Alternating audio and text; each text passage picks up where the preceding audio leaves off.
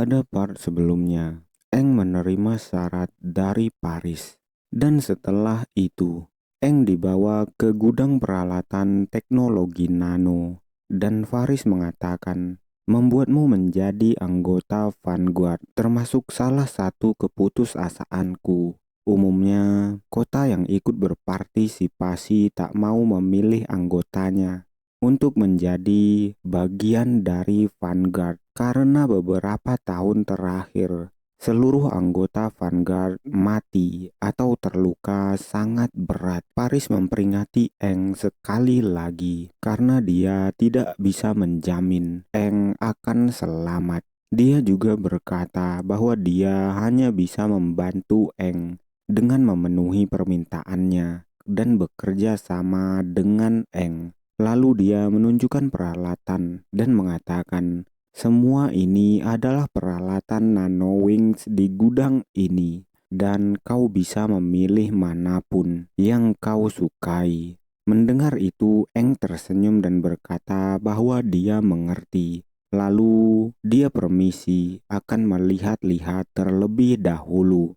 Melihat Eng yang berjalan menjauhinya, Paris bergumam berkata, bocah ini, tanda level di intinya tidak terlihat dengan jelas, membuat siapapun tak tahu dia sudah mencapai level berapa, dan inti itu biasanya berada di level dasar. Dia juga berasal dari kota Rengse Helios. Sebagian besar prajurit yang mereka punya paling tinggi cuma berada di inti ganda. Tapi tampaknya dia sangat percaya diri. Melihat Eng, Paris bertanya-tanya apakah Eng punya kartu as tersembunyi. Dan Eng yang sudah memilih peralatannya berkata, aku ambil yang ini. Itu sontak membuat Paris terkejut, tapi tidak melihat ke arah Paris. Eng terpukau dengan senjata yang ada di depannya. Dia berkata peralatan nanotek yang bisa berubah menjadi pedang besar. Lalu Eng bergumam berkata, meskipun aku bisa bergerak lebih leluasa dengan pisau kecil, senjata itu tidak cukup kuat untuk pertarungan.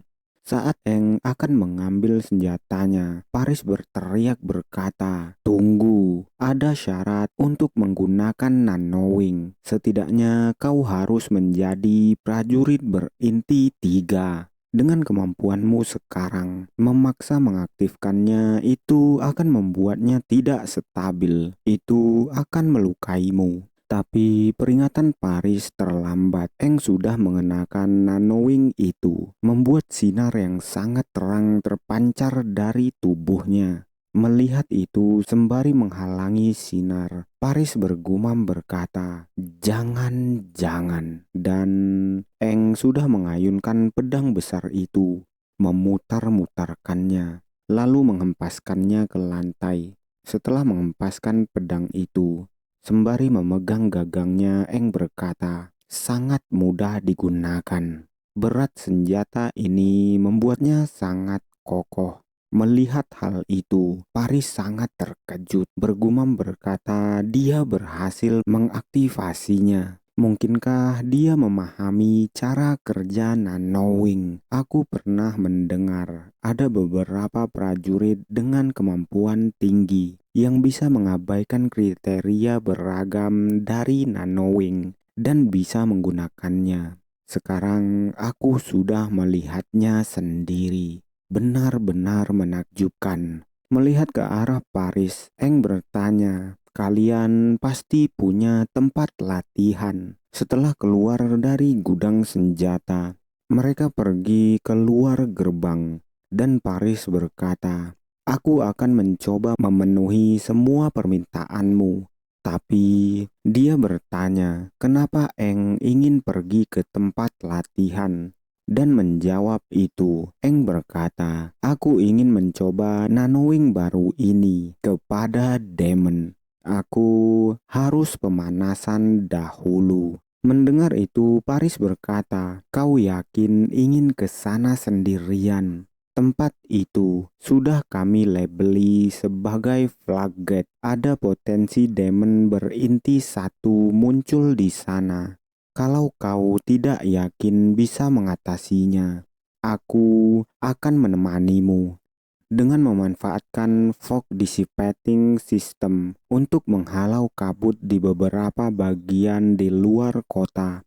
Digunakan untuk mengklaim secara sementara bagian luar kota, berfungsi untuk pengintaian, berlatih, dan eksperimen. Menjawab itu, Eng berkata, "Tidak apa-apa. Kalau cuma demon berinti satu, aku bisa melawannya." Mendengar itu, Paris tersenyum mengedipkan matanya dan berkata, "Sungguh bocah yang menarik." Lalu dia juga berkata, "Bangga dan berani adalah dua kualitas dari seorang prajurit yang sangat langka ditemui. Kau harus yakinkan dirimu sendiri. Aku punya beberapa prajurit berinti 4 yang harus aku latih. Jika mereka punya sikap sepertimu, semua akan menjadi lebih mudah." Lalu, sembari berjalan menjauh dari gerbang kota, Eng berkata, "Sampai jumpa." Lalu, dia tersenyum dan bergumam berkata, "Aku tidak boleh membiarkanmu menemaniku. Bukan hanya mengetes senjata baruku, yang lebih penting bagiku, mengetahui kemampuan apa yang aku dapatkan dari inti 4 ini." Eng berjalan dengan sangat percaya diri ke arah hutan, wilayah Fleget, di sebuah kota yang sudah hancur. Eng berjalan santai dan berkata, "Area ini sudah kena Fleget dan seluruh kabut sudah dibersihkan. Tampaknya benar yang ini tempatnya." Tapi di belakang Eng terlihat kaki monster yang berjalan mendekatinya, dan Eng mendengar langkah kaki demon itu bergumam berkata, "Demon pasti sudah mengincarku." Lalu demon itu melesat cepat mencoba menyerang Eng dari belakang. Tapi Eng masih bisa menghindarinya dengan santai, lalu mengeluarkan senjatanya dan menebas demon itu dengan sekali ayunan, membuat demon itu terbelah menjadi 2. Dan setelah menebas demon itu, Eng tersenyum tipis dan berkata, "Sesuai dugaanku, menggunakan pedang besar lebih nyaman bagiku." Eng mengibaskan pedangnya, membersihkan pedang itu dari darah demon yang baru saja ditebasnya. Tapi tiba-tiba Eng menoleh mendengar suara demon dan ada ribuan demon di depannya. Tapi melihat itu, Eng malah tersenyum berkata, "Mengesankan. Aku kira tidak ada satupun dari kalian yang akan muncul di siang bolong begini. Agar aku terbiasa menggunakan senjata ini, kurasa membantai kawanan demon itu boleh juga. Aku sudah menahan diri dan menderita terlalu parah." Eng menguatkan pijakannya, lalu melompat tinggi ke atas para demon dan menebas demon-demon itu dengan pedang besarnya. Eng mengayunkan pedang besarnya dari satu demon ke demon lainnya. Darah mereka mengaliri pedang besar itu. Siluet Eng muncul menyatu dengan darah yang mengucur deras, seolah dia terlahir untuk membunuh semua demon tanpa menggunakan keempat elemen yang dia dapatkan sebelumnya: pohon, air, api, dan logam. Dia mengayunkan pedangnya terus-menerus, membuat muscle memory di tubuhnya semakin meningkat. Eng bertarung melawan demon yang tak terhitung jumlahnya. Tidak, bahkan lebih tepatnya, ini adalah pembantaian. Di dalam kegelapan, hanya suara tangis demon yang kesakitan dengan keras yang terdengar. Eng tak tahu sudah berapa lama dia memotong para demon itu. dan menancapkan pedangnya ke leher salah satu demon yang ada di sana. Lalu berpose menghela nafas dan berkata, "Ini demon terakhir di gelombang demon kali ini." Lalu sembari melihat tangannya, Eng bergumam berkata, "Apa ini karena tubuhku berevolusi bersama dengan energi demon? Mungkinkah ini jauh lebih kuat daripada saat pertama kali aku kembali ke dunia? Ini masih terlalu lemah dari yang aku inginkan. Aku tak bisa ngos-ngosan setelah bergerak sebentar." Selagi Eng bergumam, iblis bertipe kayu menyerangnya dari belakang. Tapi Eng dengan santai menghalangi serangan demon itu dengan pedang besarnya. Lalu melirik ke belakang, melihat ada dua iblis di belakangnya. Salah satunya bertipe kayu. Iblis itu berkata, "Sudah kubilang, ada yang aneh." Prajurit manusia muncul, makanan kita tiba. Ini adalah demon berinti satu, elemen kayu. Melihat itu, Eng tertawa dan berkata, "Hoho, aku sudah menunggu kalian, demon berinti tunggal." Mendengar itu, demon itu bertanya-tanya, kenapa Eng tidak takut dengan kehadiran mereka berdua. Dan iblis merah berkata, "Aneh, mungkin wajah takutnya memang begitu." Sedangkan Eng memasang wajah yang sangat gembira, memberikan kode dengan tangannya, meminta dua iblis itu untuk maju, melihat apa yang terjadi dengan semua demon tanpa inti. Demon berinti kayu bertanya, "Apa dia yang membunuh semua demon tak berinti ini?" Dan demon merah berkata, "Ayo habisi dia." Lalu melesat maju dengan sangat cepat, sembari berteriak berkata, "Aku akan menghabisinya." Terbakarlah. Itu adalah demon berinti api. Tapi sayangnya, sebelum dia sampai ke tempat Eng, sebuah cahaya melesat mengenai iblis api itu, membuat iblis api itu terpental menabrak tembok di belakangnya, membuat demon berinti kayu yang ada di belakangnya terdiam terkejut dan bertanya apa yang terjadi.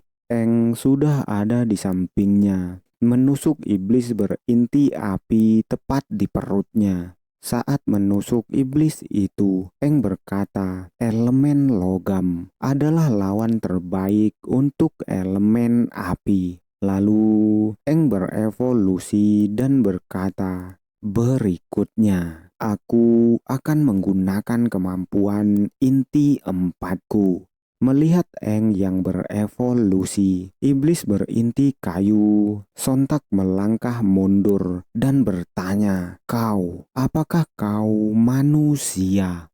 Tapi Eng tidak menghiraukan iblis itu. Dia mengingat iblis berinti empat sebelumnya, bergumam berkata, "Demon ungu berinti empat itu bisa mengendalikan mayat prajurit. Maka aku yang sudah memakannya dengan sempurna." Eng mengarahkan tangannya ke arah iblis berinti satu di depannya dan berkata, "Bangkit."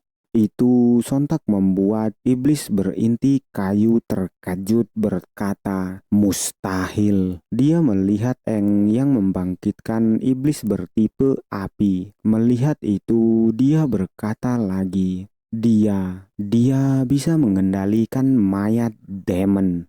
Menyadari itu, iblis itu gemetar ketakutan. Sedangkan di kota Pikudia, Paris terlihat terkejut berteriak, "Apa kau bilang? Pemuda pendatang tadi belum kembali." Dan seseorang mengkonfirmasi kata-katanya, berkata, "Benar, dengan terbenamnya matahari dan karena kota Peder yang diserang gelombang demon, kami akan segera menutup pintu masuk kota, termasuk pintu samping." Mendengar itu, Paris berteriak berkata, "Bagaimana dengan level demon yang mengelilingi kota?" Mendengar itu, prajurit itu berteriak berkata, "Lapor komandan, akhir-akhir ini tak ada demon berinti tunggal yang muncul, tapi inti 2 dan inti 3. Bahkan demon berinti 4 sedang mengintai kita." Mendengar itu, Paris menggigit jarinya dan bergumam berkata, "Sialan, jangan-jangan bocah itu sudah dimakan oleh demon. Aku membutuhkannya. Baru saja aku melaporkannya untuk kompetisi. Jangan mempersulitku, bocah sialan." Lalu tiba-tiba Paris melesat dengan cepat dan berteriak berkata, "Aku akan ke tempat latihan untuk mencarinya. Aku akan kembali sebelum gerbang ditutup." Dan prajurit sebelumnya berkata, "Baik, komandan." Paris melesat dengan sangat cepat melewati hutan dan sembari berlari, Paris bergumam berkata, "Aku yang terlalu santai. Bocah itu cuma prajurit biasa dari kota Rengse. Aku tak seharusnya mengizinkannya ke tempat latihan sendirian. Meskipun dia bersikeras dan tempat latihan hanya berisi demon tanpa inti. Tapi beberapa tahun yang lalu, demon berinti 5 juga terlihat di sana. Jika dia mati di tempat latihan sebagai prajurit berinti 5, aku tak boleh mempermalukan diriku sendiri. Tapi aku juga merasa sudah gagal menjaga kota Helios. Dia masih terus berlari, melompat dari pohon ke pohon, berharap Eng masih bertahan. Tapi tiba-tiba dia merasakan aura demon di depannya dan terkejut karena itu. Dia bertanya, kenapa ada aura kematian yang sangat pekat dan arahnya tepat di tempat latihan. Aura ini, firasatku jadi lebih buruk. Tampaknya ada banyak sekali demon di sana. Demon berinti tunggal dan ganda. Tidak ada juga demon berinti 3. Apa yang terjadi? Ini tidak seperti kebiasaan demon. Kenapa demon berinti ganda dan 3 banyak berkumpul? Lalu tiba-tiba dia melihat satu demon yang berlari menjauh dari tempat pelatihan. Menyadari ada orang di atasnya, demon itu berhenti dan melihat ke arah Paris. Dia melihat intinya dan berhenti lalu berkata, "Inti 5." Iblis itu memutar arahnya dan berteriak, "Lari!"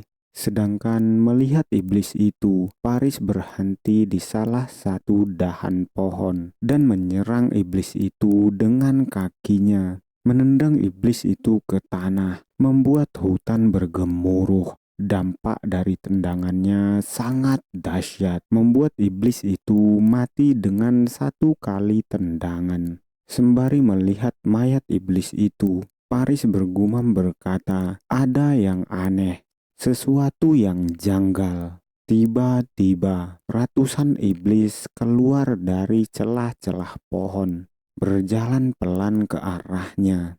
Menyadari hal itu, Paris terkejut pada awalnya, lalu berkata, "Aneh sekali, sejak kapan kalian mulai berdamai satu sama lain? Aku harus menghabisi kalian semua sebelum pintu kota ditutup." Dia mulai mengeluarkan senjatanya. Nanoingnya berubah bentuk menjadi pedang. Dan setelah mengeluarkan senjata, dia berkata, "Waktuku sangat sempit." Melihat demon-demon itu, Paris bergumam berkata, "Demon ini bertindak layaknya mayat. Tubuh mereka sudah berbau mayat. Mereka hanya terus melangkah maju dan kosong. Dia tersenyum dan melanjutkan, "Tidak masalah, selama mereka demon, mereka harus mati." Paris memasang kuda-kuda, menyiapkan pedangnya untuk menebas, mengencangkan gigi dan ototnya, lalu menebaskan satu tebasan pedang yang menebas banyak demon sekaligus. Tidak hanya demon, bahkan pepohonan. Dampak dari tebasannya sangat jauh, menghancurkan hutan sekaligus sederetan demon yang ada di depannya. Setelah melakukan tebasan yang dahsyat itu, demon masih bermunculan, membuatnya bertanya-tanya, ada berapa banyak mereka? Dan tiba-tiba, Eng mendarat di belakangnya bertanya, "Kenapa kau di sini?" Terkejut dengan suara itu, Paris refleks menebas ke arah Eng. Tapi untungnya, Eng sempat mengeluarkan senjatanya dan menghalang serangan Paris. Lalu berteriak berkata bahwa ini adalah aku. Lihat siapa yang kau serang terlebih dahulu. Melihat itu, dia berkata, "Eng, kau..." Lalu dia bertanya, apakah Eng tidak apa-apa? Lalu dia tiba-tiba sadar terkejut dan bergumam berkata, "Tunggu, dia bisa menepis tebasanku." Itu tebasan refleks, kecepatan dan kekuatannya jelas sangatlah besar. Bocah ini, apakah benar-benar dari kota Rengse Helios? Lalu, sembari memasukkan senjatanya, Eng meminta Paris untuk menarik senjatanya. Sedangkan Paris masih melanjutkan gumamannya. Meskipun dia cuma prajurit berinti 4, dia harus menggunakan seluruh kekuatannya untuk menahan seranganku. Tapi dia, sebelum Paris menyelesaikan kalimatnya, sembari menggerak-gerakkan tangannya, Eng berkata, "Kekuatan inti 5-mu bukan omong kosong. Tanganku sampai kesemutan gara-gara menahannya. Aku hanya mencoba beberapa gerakan baru dan aku sampai lupa waktu." Eng meminta maaf dan Paris mendengar itu menghela napas dan memaafkannya. Lalu berkata, "Selama kau baik-baik saja, yang terpenting sekarang adalah kita harus menghabisi semua demon itu. Ada banyak sekali demon berinti 3 dan mereka sangat berbahaya untukmu.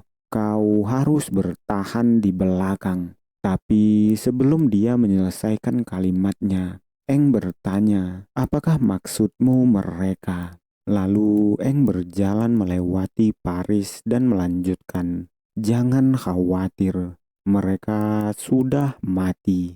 Lalu Eng menjentikan jarinya, dan dengan sekejap semua demon yang ada jatuh ke bumi. Itu sontak membuat terkejut Paris. Dia bertanya dalam pikirnya, semua demon itu kenapa tiba-tiba roboh? Lalu sembari melirik ke arah Paris, Eng berkata, "Sekarang sudah selesai. Ayo kita kembali ke kota." Tapi tiba-tiba Paris mendorong dada Eng, membuat Eng terkejut dan sembari mencengkram kerah baju Eng, Paris berteriak bertanya, "Apa yang kau lakukan? Kau yang mengendalikan semua demon itu. Inti merahmu berfokus pada kekuatan. Apa kemampuanmu yang sebenarnya?" Menjawab itu sembari menepis tangan Paris, Eng berkata, "Kita baru saja jadi partner. Aku tidak perlu menjelaskannya kepadamu." Mendengar itu, Paris hanya terdiam. Dan Eng melanjutkan, "Tapi bisa dibilang aku bisa mengendalikan demon yang sudah mati. Di zaman kekacauan ini, normal bagi prajurit sepertiku untuk merahasiakan kemampuanku sebagai jurus pamungkas." Mendengar itu, Paris bertanya dalam pikirnya, mengendalikan demon. Kemampuan itu terbilang langka bagi prajurit berinti 5 seperti kami. Lalu Paris berkata, "Begitu, kita akan mempersiapkan keberangkatan ke kota Breaking Down." Dan mendengar itu, Eng terlihat bersemangat berkata, "Bagus, akan lebih baik bagi kita pergi ke sana dulu. Aku harus menyelesaikan masalah kristal energi kota Helios secepatnya." Lalu sembari mengangkat tangannya dan memutar arah tubuhnya, Eng berteriak berkata, "Ayo kita berangkat besok." Dan Paris sontak mengikuti Eng di belakangnya.